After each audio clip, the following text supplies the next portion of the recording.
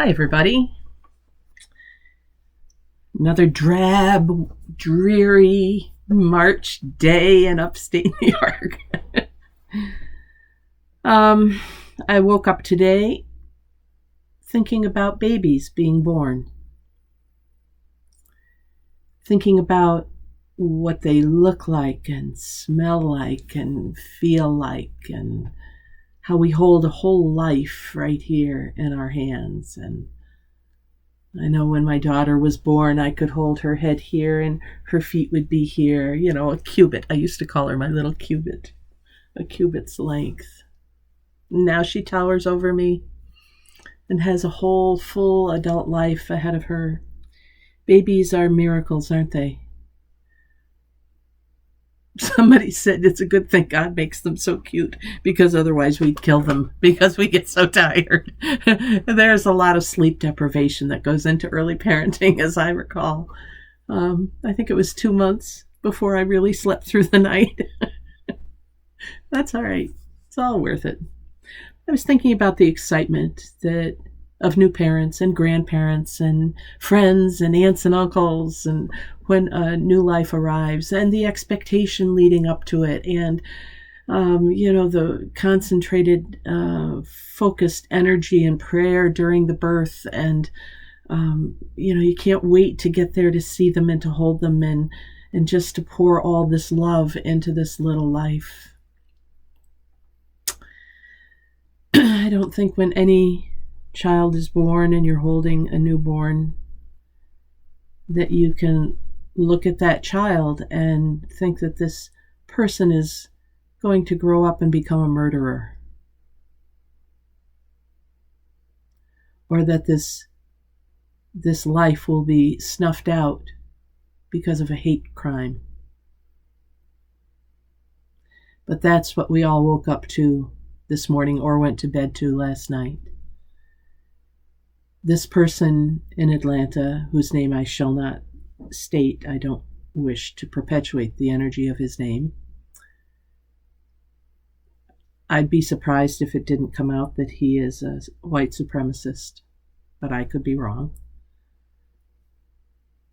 who initiates a hate crime against AAPI people, Americans of Asian descent, just because of who they are.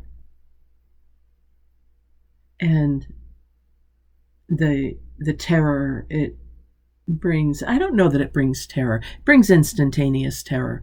Mostly for many of us, it brings anger. It brings repulsion. It brings, I can't even find the words, just this rising tide, if you will, of emotion that we have to stop this. This is not who we are. Well, sadly, it is who we are. This is not who we wish to be. And almost as soon as I was thinking of those thoughts, the other one that flooded into my mind, of course, was a song, because that's how my mind works. And I'm thinking of Rodgers and Hammerstein's South Pacific. You've got to be taught to hate and fear.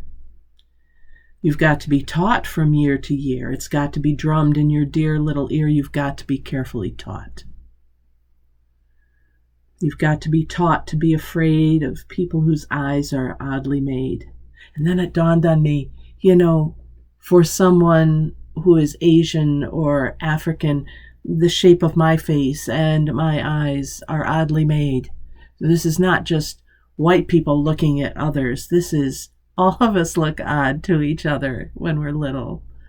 But we also look intriguing and exciting and like we want to get to know each other. And, oh, that is so cool. You've seen kids, when they get excited about something that's different, they just want to learn, and they touch each other's skin and they touch each other's hair, and they get right up close to each other and they're looking at each other.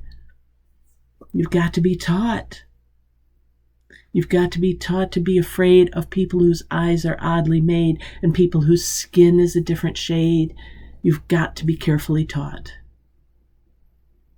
You've got to be taught before it's too late before you are 6 or 7 or 8 to hate all the people your relatives hate. Before you are 6 or 7 or 8 to hate all the people your relatives hate. You've got to be carefully taught.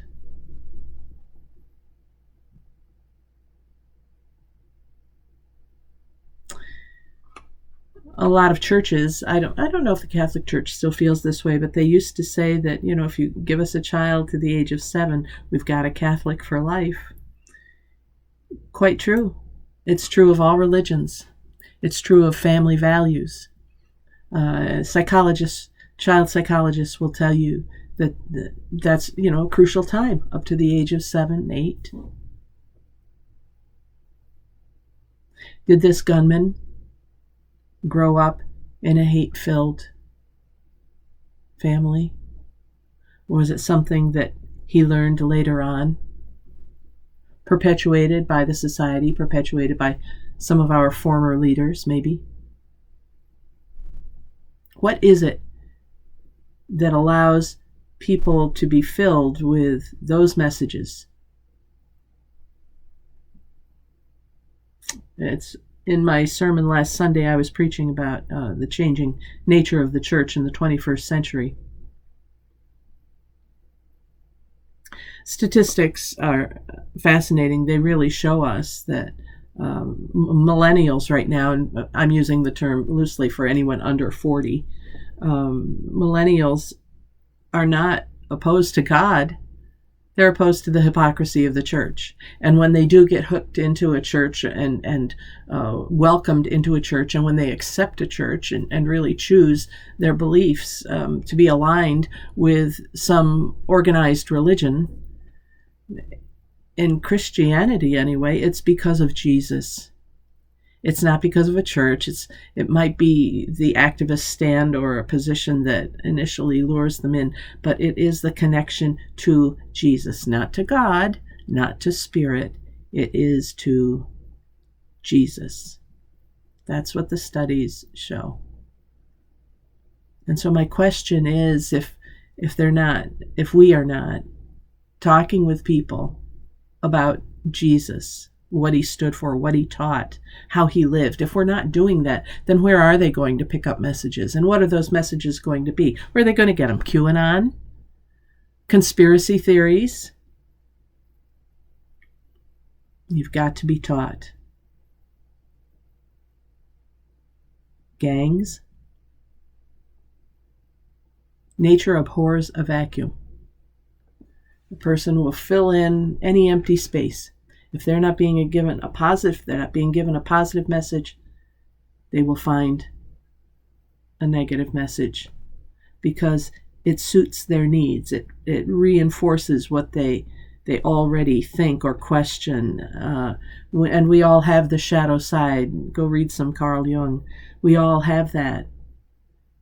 And so when we find messages that buoy that, they can become disproportionately balanced in our lives. I have something for you to see.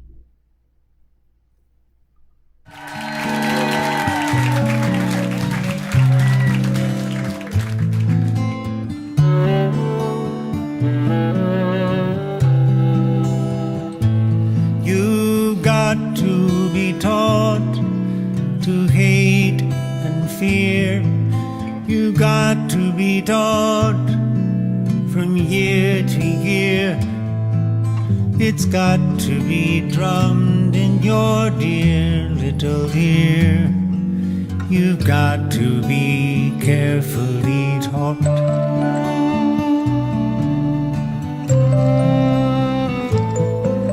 You've got to be taught to be afraid of people whose eyes are oddly made, and people whose skin is a different shade.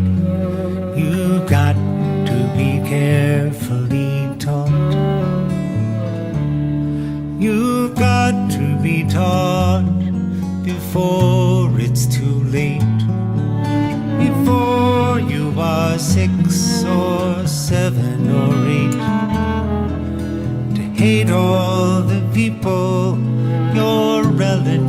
is hate. You've got to be carefully taught. You've got to be carefully taught. JT, the great James Taylor, the voice of our generation. Friends, do what you can today to undo some of the hate. Whether it's through conversation, through writing, through listening, through praying. Let's do what we can do. Thanks for joining me for this prayerful pause with the pastor. I'm Pastor Deb Swift with South Presbyterian Church in Rochester, New York. Until next time, God bless. Take care. Be well. Bye for now.